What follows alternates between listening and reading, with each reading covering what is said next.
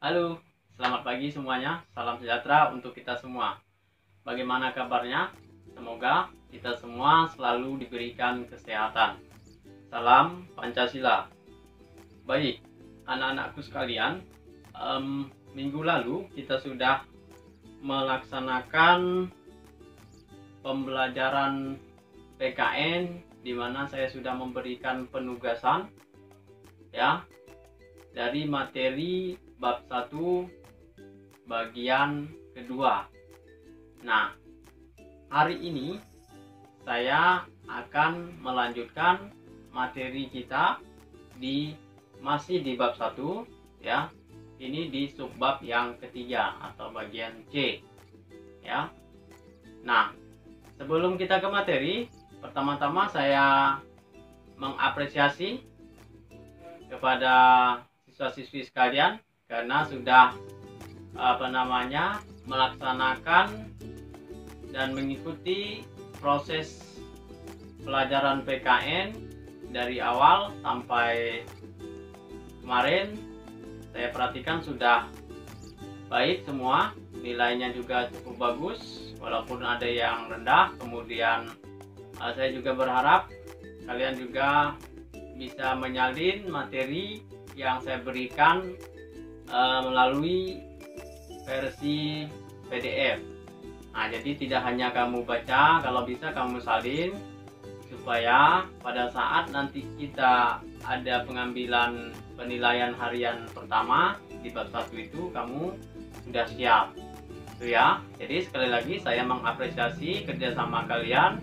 Bagus. Terima kasih. Nah, baik. Kita langsung saja ke materi hari ini, yaitu di subbab yang ketiga atau bagian C. Kita akan berbicara tentang nilai-nilai luhur dari Pancasila.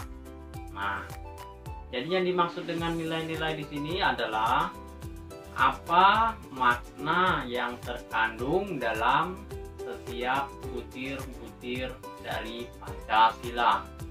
Nah, itu ya, jadi ada 5 kan Pancasila kan, namanya juga Panca 5. Nah, dari setiap butir ini ya, setiap butir Pancasila ini banyak sebenarnya makna atau nilai-nilai yang terkandung di dalamnya. Nah, hari ini saya akan menjelaskan secara umum, secara ringkas, namun memiliki korelasi dengan kehidupan kita sehari-hari. Nah, kita mulai saja ya. Yang pertama itu nilai ketuhanan dan ketakwaan. Nah, kita tahu di Indonesia ini ada 6 ya, ada 6 agama besar yang diakui secara resmi atau nasional oleh bangsa kita. Ada Islam, kemudian Nasrani ya, kemudian Kristen, lalu ada Hindu, ada Buddha, dan Konghucu. Sebenarnya masih banyak lagi agama-agama lain ya, tetapi kita tidak perlu mempersoalkan karena itu adalah hubungan secara pribadi individu dengan Tuhan. Artinya hubungan vertikal ya, bukan horizontal, tetapi vertikal kita dengan Tuhan. Nah, itu jadi kita tidak perlu mempersoalkan perbedaan-perbedaan agama yang ada di lingkungan kita khususnya ya. Saya tidak perlu ambil contoh secara umum ya. Kita lihat yang dekat saja. Di kelas kamu sendiri tentu memiliki beragam agama.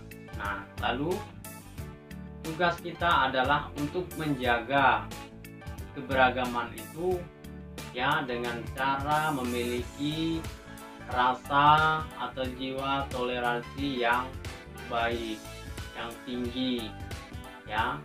Jadi itu harus kamu tanamkan. Kita harus respect, menghormati, menghargai perbedaan agama tersebut. Nah, itu ya. Kemudian kita lanjut nilai luhur Pancasila yang kedua, yaitu adil dan beradab ya. Adil artinya semua kita ya kedudukannya sama, sederajat. Ya. Itu ya. Bukan berarti sama rata, tidak ya. Adil itu tidak harus sama rata ya. Nah, saya ambil contoh di sekolah ada tata tertib ya kan, hukum ya, yang mengatur bagaimana tata cara kita berperilaku di lingkungan sekolah. Nah, tata tertib itu berlaku untuk semua siswa ya, berlaku untuk semua siswa. Jadi tidak ada pembedaan anak orang pejabat, anak yang bukan pejabat, tidak, semuanya sama. Begitu juga kami Dewan Guru juga memiliki tata tertib yang sama. Nah, itu ya. Kemudian ada adab, artinya kita memiliki sopan santun. Nah, itu ya. Saya rasa itu tidak perlu saya jelaskan karena yang namanya sopan santun ini kan memang sudah menjadi kewajiban kita, baik di rumah maupun di sekolah ataupun di luar ya, lingkungan masyarakat. Nah, itu ya. Jadi mohon kamu betul-betul terapkan itu. Oke, kita lanjut ke ketiga ya. Ketiga itu ada nilai kesatuan dan persatuan. Nah, di sini kita diminta untuk menjaga persatuan dan kesatuan dari keberagaman tadi itu ya. Ambil contoh, kalau di nilai ketiga ini ya, kita harus memiliki rasa bangga, rasa memiliki ya, misalnya bangga dengan bersekolah di SMPPL Santo Albertus ya, kamu bangga menggunakan atribut-atribut yang berlogokan SMPPL Santo Albertus. Nah, dari semua keberagaman yang ada, jadi tetap harus dijaga. Itu contohnya ya. Kemudian kita lanjut yang keempat, yaitu nilai musyawarah dan kerakyatan. Nah, tentu di kelas sayang sekali kita sekarang masih pandemi ya. Biasanya kalau di awal-awal itu kamu akan membentuk kepengurusan kelas ya dengan wali kelasnya.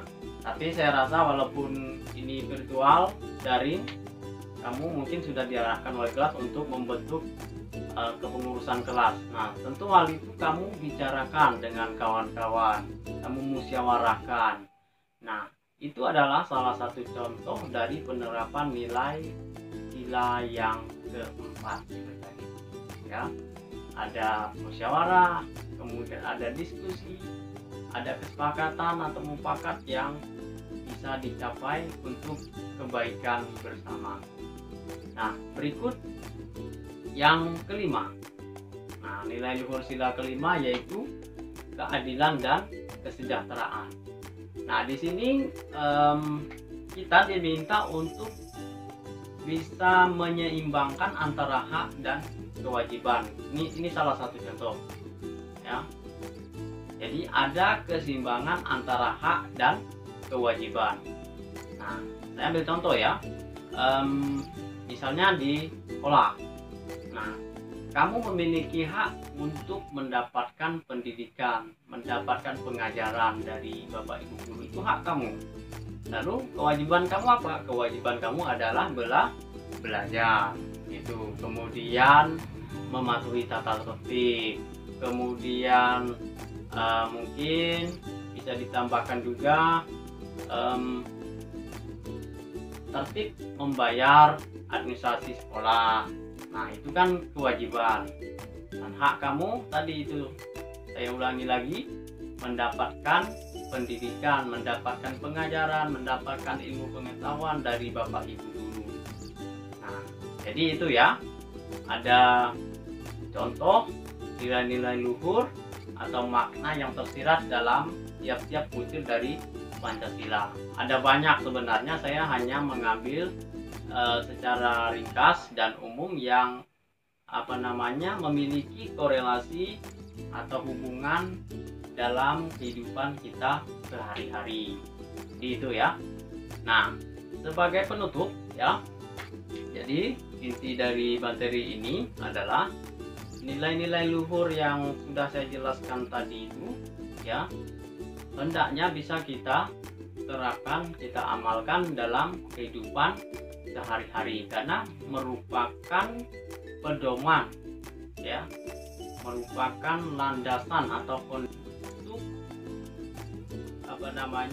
bisa bergaul, berinteraksi, berhubungan dengan sesama ya, horizontal maupun dengan Tuhan vertikal. Nah, itu ya. Jadi itu harapan kita bersama dari materi yang ketiga ini. Baik, saya rasa seperti itu penjelasan materi kita pada pagi hari ini. Mohon maaf apabila ada kekurangan, dan apabila ada yang mau ditanyakan silakan hubungi WA saya ya. Bisa juga melalui wali kelasnya, nanti wali kelasnya menyampaikan ke saya, bisa juga ya. Atas perhatiannya saya ucapkan terima kasih. Selamat pagi, selamat belajar, salam Pancasila.